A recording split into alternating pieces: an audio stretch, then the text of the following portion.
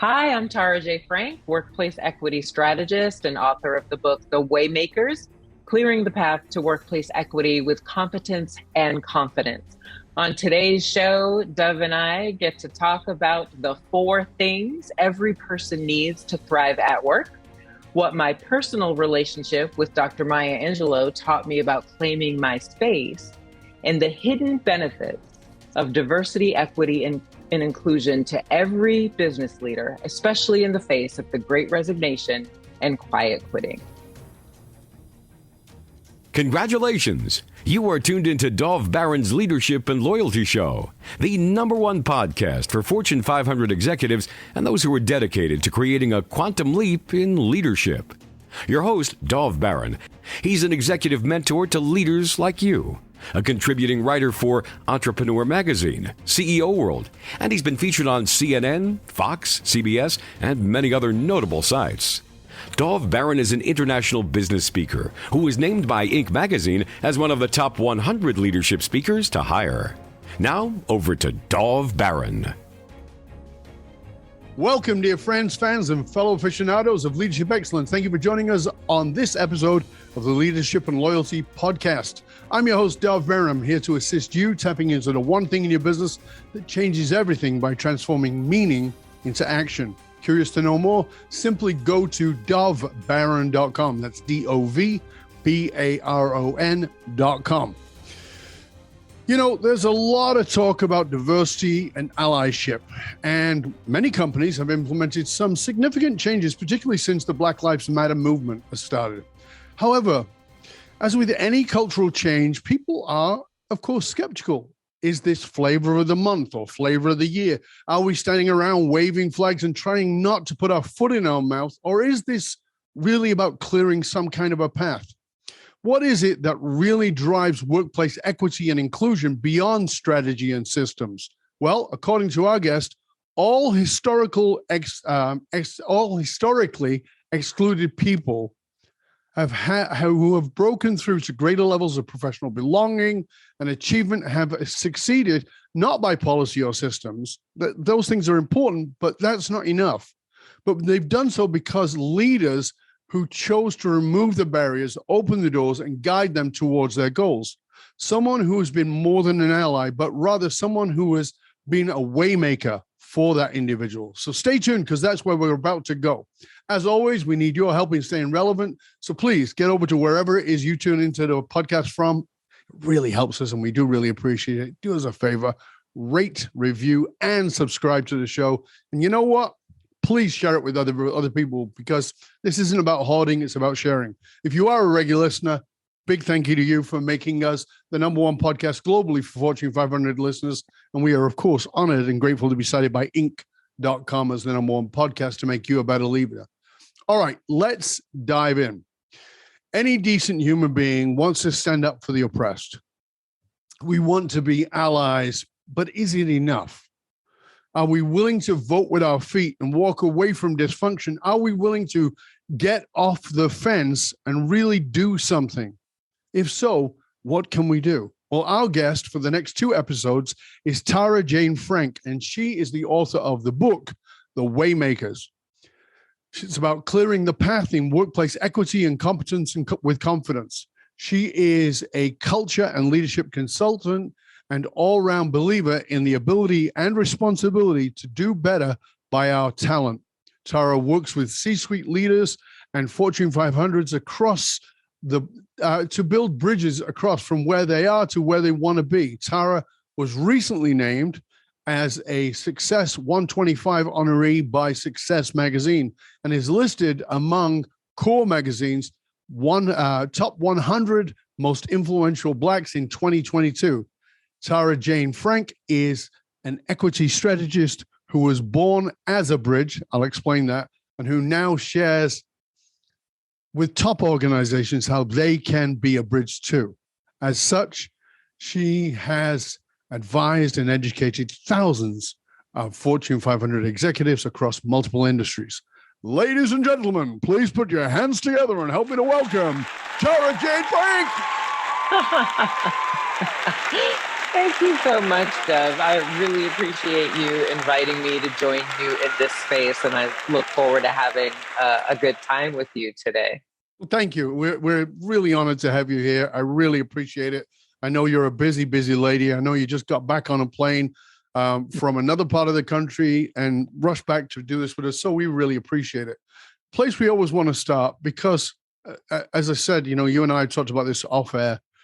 There's a lot of talk about different things, and there are a lot of words that get thrown around like equity and allyship.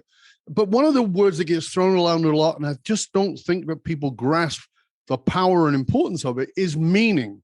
So one of the questions I like to start by is asking is, what is it that gives your life? What is the origin story of what gives your life meaning?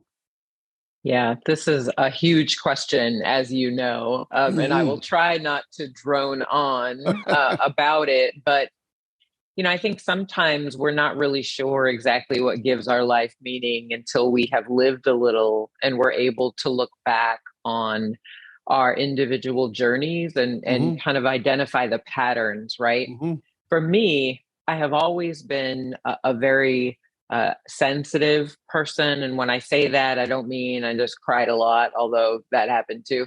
But really in tune with other people's emotional lives. Yeah. I've always been curious about the reasons why we connect with other people, the things we say to get closer to people, the things we say to get, to bring ourselves or to kind of break further away from them. And that's been something that I've always just been really curious about. Now, when I was young, people called it nosy, but now that I'm older, I understand. right? Like I'll say I've been curious about it. I started writing greeting cards when I was 6 years old, not necessarily because I thought I was the best writer in the world or the best artist in the world, but just because this medium of a vehicle to bring people closer together was something that I related to so strongly. And so for me, that's been a common thread in my life. What are the things, words, experiences, behaviors, choices that bring people closer together? And what are the things that break them apart? So, what gives me meaning in my work today is the ability to be a bridge, to build bridges between a lot of things, honestly, Dove, between my current state and my desired future state, between ideas, right, that may not be an exact alignment, but can be if people work through it, and mostly between people who are different from one another. And the more, the days go by, weeks go by, months go by, years go by, I think we're all coming to more deeply appreciate why that matters so much. Absolutely. So when you think back though over time, is there a specific event, or maybe there's more than one, but a specific event that really gave you that sense of meaning in your life? Because it's a generalized what you just talked about, and I understand that because that's how it folds out over your life. But there's oftentimes this catalytic event or events that bring you like, this is what it's about. This is the meaning of my life. Yeah. I have one that I can share that I think started to bring all of these disparate pieces and parts and experiences into clarity for me. I know you know this, I worked at Hallmark Cards for 21 years, and I was a greeting card writer when I started. I then became an editorial director, and we engaged in a partnership with Dr. Maya Angelou. And we made greeting cards with her, and we made a line of gifts. And I happened to serve as her editor in that process. And it's kind of funny because no matter what my title was over the next 10 years, I was still her editor, right? Right. And what that essentially meant is we worked together to decide what the voice of the product offering would be, what the anchor of the product offering would be. And that was really my responsibility. So as I was kind of scanning her work, she has this poem called The Human Family. And it basically says, I note the obvious differences between each sort and type, but we are more alike, my friends, than we are unalike. And we chose that particular poem as the heart of the entire product offering that was Wow. developed, right? That was going to be the anchor because that's what we believe people really, really needed. And it was a need that was not being met at that time. I think we can sadly say today that it's still not being met sufficiently. No. Um, so that relationship with her over the course of a decade was really powerful for me. And I felt like I always had an intrinsic appreciation for and belief in the power of connection and the power of building bridges between people. But I wasn't always as confident, I'll say, or as vocal about intervening in moments that could actually help create that and cultivate that. And one day we were in Santa Monica, we were in a meeting. There were, 10, 12 of us on a long table. There was a seat right in front of Dr. Angelo. And I was trying to be nice and polite and invite, a guest to sit there. And she kind of looked at me. I say looked at me, it was more like, burrowed her laser wisdom into my soul, with her like the eyes. Yoda of the day. Exactly. With her eyes, sat me down in the seat in front of her. If you can imagine that, like I kind of can caught indeed. my eyes and then started to lower me into the seat. And she leaned over and she said, "You are just as important as anyone else in this room.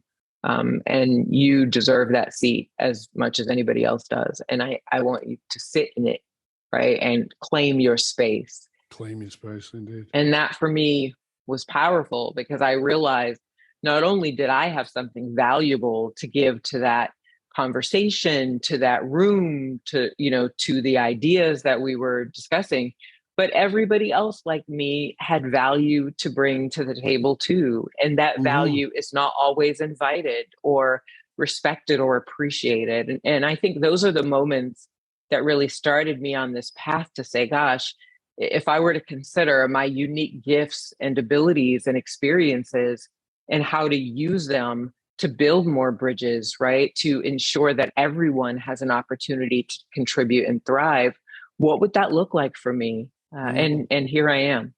It's interesting for me because, of course, you and I have spoken off the recording, and I know you come from a multicultural background, but and you have this this sense of the human family and the diversity and all the rest of it. But as this delicious metaphor for me is that all those seeds are planted in you throughout your life. And then along, it maybe in what is unfertile ground, but they're still planted. And then all of a sudden, Maya Angelou comes along with this human family story and her way of being. Right. And seems to water and fertilize and nurture those seeds, and they begin to spring forward. And I just, it was just the imagining that came to me of that. Yeah. The way she did that. Not just with you, but for everybody. You got the opportunity to have this wonderful relationship with her. I guess I've just got to ask, did you know who she was in the context of who she was, in the gravity of who she was before you met her? Oh, you did? Oh, yeah. So she was already part of your being.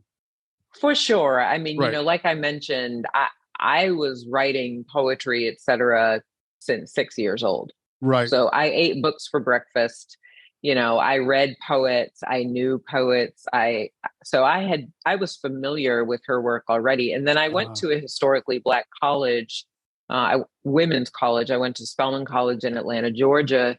And there were a lot of books that were required reading for us in the summer before we started school. And I Know Why the Caged Bird Sings was one of those books.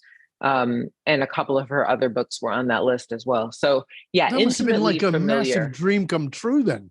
I mean, as this kid who's the poet and eats books and just living in that space, and then like it's like God herself said, "Hey, let's put you here," and you're like, "What?" You know what's crazy about what you're saying? I 100% agree. I do not believe in accidents. No. If I reflect back on my life, I can see, to your point, the many dots and how they have been connected intentionally over time. But the most exciting part about that, Dove, is I know it's not finished. Does that No, make sense? Like I can absolutely. think on all these dots that have been connected and the purpose behind so many of my life experiences and my professional experiences. And I know that there is as much in front of me as there has been behind me. And that is an uh, overwhelmingly beautiful feeling for me. And I just find myself like in a heightened state of gratitude whenever I think about that. But Yeah. you're absolutely right. I mean, Dr. Angela she did nourish, if you will, the seeds of greatness in me. One of the things that was, I think back on it now and I kind of shake my head. I was 25 when we started working together. And it wasn't very long into that relationship where somebody basically said to me, she really respects you. And it took me a minute to accept and embrace that, to allow that fact to kind of seep into me. Because as a 25-year-old, with everything Dr. Maya Angelou had done and everything she was and everything she had been to people and still was to people, the idea that she respected me and my work felt foreign. I'm It, sure. it didn't feel right. Like it didn't feel Yep. normal for someone of her level of prowess in this space to trust me, to respect me, to listen to me. And yet she did all of those things. Can you imagine how that transformed my idea of my own power at 25? And I want to jump on that for a moment because I want people to grasp this. Mm-hmm. Because here's this icon, Maya Right. Angelou, who's saying she respects you and you find out she respects you and she trusts you. And how many of us are in the workplace Mm-hmm.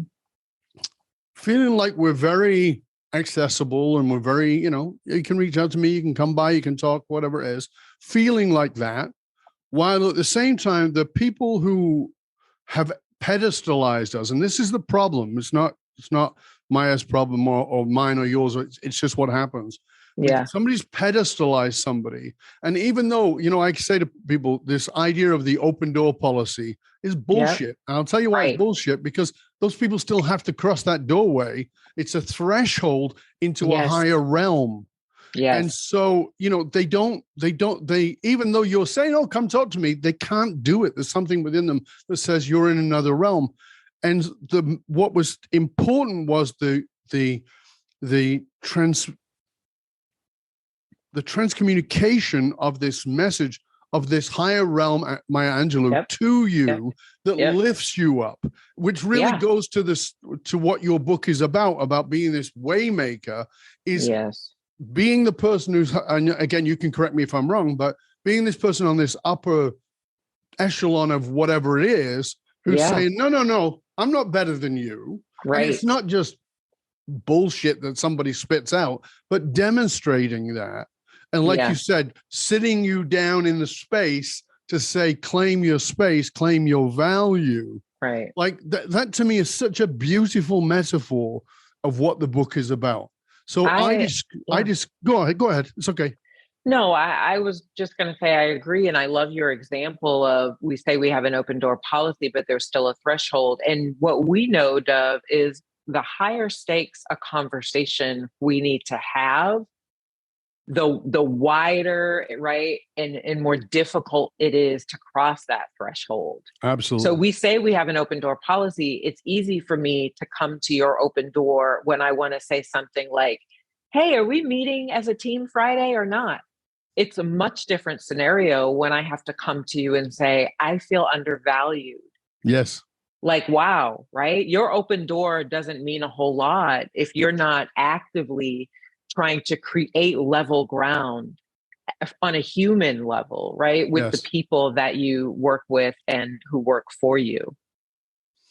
So I described you in the intro, and I said I didn't explain it on purpose, but I described you as a bridge based on our previous conversations. And I said that, this work is about how to be a bridge, because I want people to grasp what this means. This Waymaker, you and I talked about it, becoming a bridge. Help people understand what that means, because I think that, we're talking about these crossing the threshold and all that. Yep. And I think that people, I know leaders that I work with, genuinely try to say, my door's open, come talk to me, but that's not it. Talk to us about being the bridge. Yeah, thank you for asking that question. So there are a lot of people in the workplace who, don't necessarily feel visible in the workplace. They don't feel that people really see them. They don't feel respected for who they are and what they know and what they can do. They don't feel valued, right? Either in pay or promotion or just even appreciation. They don't feel protected, right? They don't feel like they have safe space to be themselves, to raise the red flags, to challenge the status quo, right? All those things that we know are critical for meaningful business contribution. And they don't have all of these things because they sometimes feel isolated inside workplace environments. They don't always have the right relationships, right, with the influencers who draw them into the circles where all the important stuff is being discussed. So people inside workplaces with, as I describe it, power and position. And that's not always title. Because I think you and I both know that there are people who can hold power who don't have position, and there are people who have position who do not have power. But if you have either, you have an opportunity to share three things with people who may have been left behind, who are left out, right? Like who are on the outside looking in.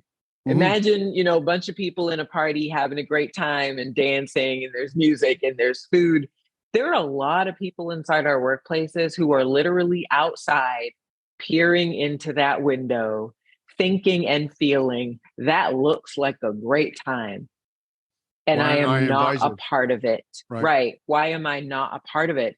So the three things that Waymakers, right, can give others are: one, insight, unwritten rules, sacred cows, stakes in the ground, critical business knowledge, who you really need to know versus who's in your chain of command, like all those things you need to know to be successful. So insight.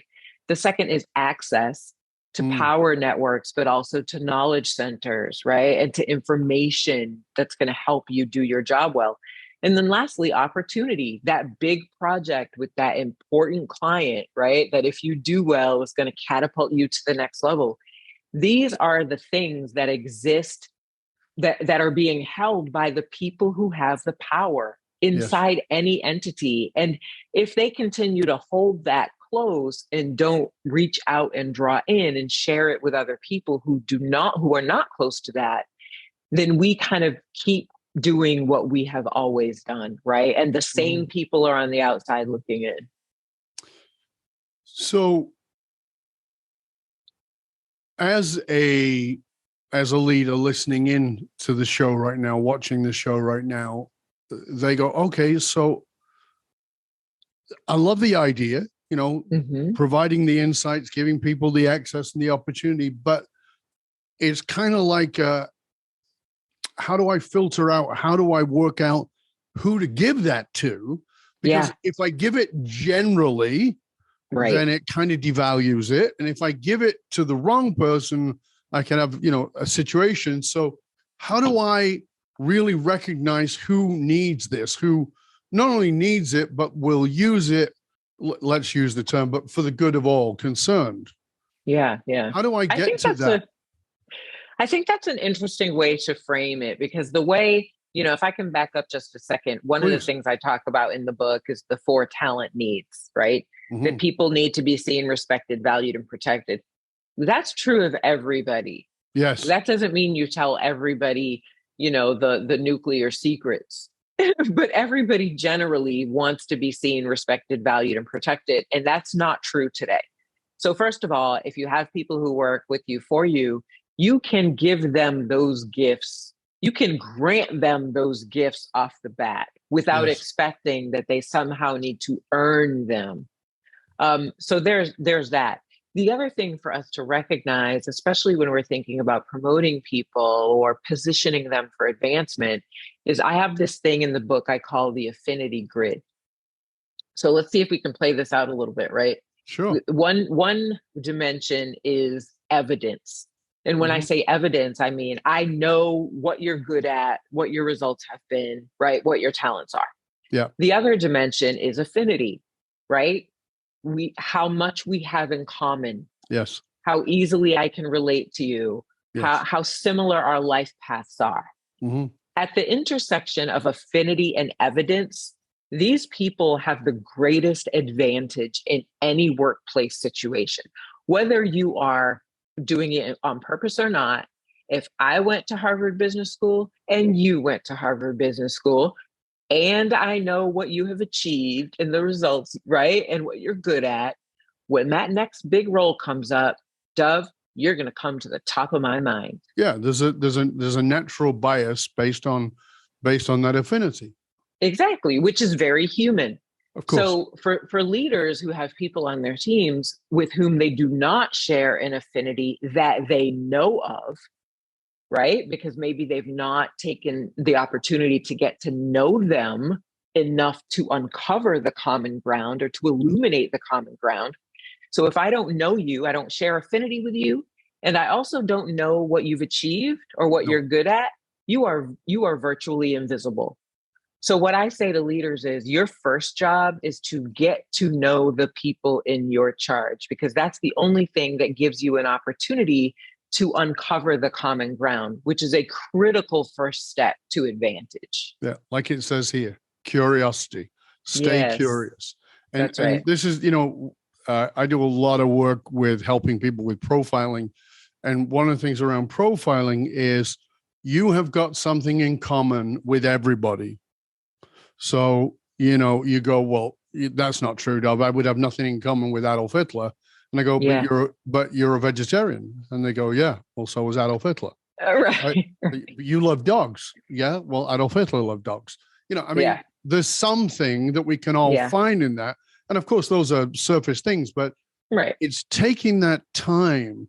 And we in this bullshit hustle mentality we don't take the time. But taking that time to say, tell me who you are beyond the surface. Tell me a little bit about yourself. But here's the key. And I tell people this all the time, and I would love to hear what you have to say around this, is if you want to know what trust is, I'll tell you exactly what it is. It's reciprocal vulnerability. Now, notice that. Reciprocal, not just vulnerability, reciprocal vulnerability. So if I'm going to ask you, tell me about who you are below the surface, I've got to be willing to step into that. I got to be willing to share that with you as the quote leader to begin to equalize us, to begin to create that safety that you're talking about, and to create that affinity. Because guess what? Wow, I'm really surprised you and I have this in common. Never thought of it, would never have thought of it looking at you. I mean, look, you're Afro-American or you're Latina or you're whatever, and I'm whitey. I don't think we've got anything in common, right? I grew up in the Northeast and you grew up in the South, and then we discover, oh my God, we've got so much in common. And that affinity that you're talking about, which is so important, that can only be accessed through curiosity, suddenly has, and this is why I think it's important, suddenly takes the person out of invisibility. Because one of the questions I ask leaders to do is I'll say, who is invisible in your organization? And they'll go, I don't really know. Of course you don't, because they're invisible. Because they're invisible. Right. And then I say, well, okay, well, so who's visible? Right. And then they'll go, oh, well, Mike is and Susan is and blah, blah, blah. And that's great. So if those people are visible, who's semi-visible? Yeah. And by virtue of that process, we can see who's invisible. And then I give them the assignment, go talk to those people. Those people. That's exactly right. Talk to your invisible people. You don't know who they are until you go through that cycle and you go, oh, okay. And then you sit with them and you're like, oh my God, you would have been great for that. So I love that. Thank you. Ooh, No, thank you. I mean, that's so powerful. There's another exercise I take groups through sometimes, which there are lots of iterations of this. So I'm not suggesting like I'm the great originator, but I call it the go-to crew. And it's like, who do you assign, who do you call for your projects first, right? Who do you tell when you have a new piece of business critical information, like in writing all these lists, and then to your point, asking who's missing from that list, Yeah. right? Who you see every day, and also noticing, are all those people just like you on certain dimensions? Because that's, again, I don't make people feel bad for that. That is human. We Of tend to course. surround ourselves with and trust people who are not like us. But it makes it all the more important that we raise our individual and collective consciousness to know that we do this and to choose to do something different. Yeah. Right? Yeah. It's very powerful. This is the first half of the show is already blown through. Can you believe it? We already went half. I mean, this is great. It's a wonderful conversation, and I really appreciate it. And I thank you for your vulnerability, and thank you for your willingness to give us some of the practicality of this, because I think it is something that people struggle with. Before we go to part 2, I want to make sure that people can find you, can find out about hiring you or booking you, find out about your book and how to do that. Please tell people how they can best get in touch with you.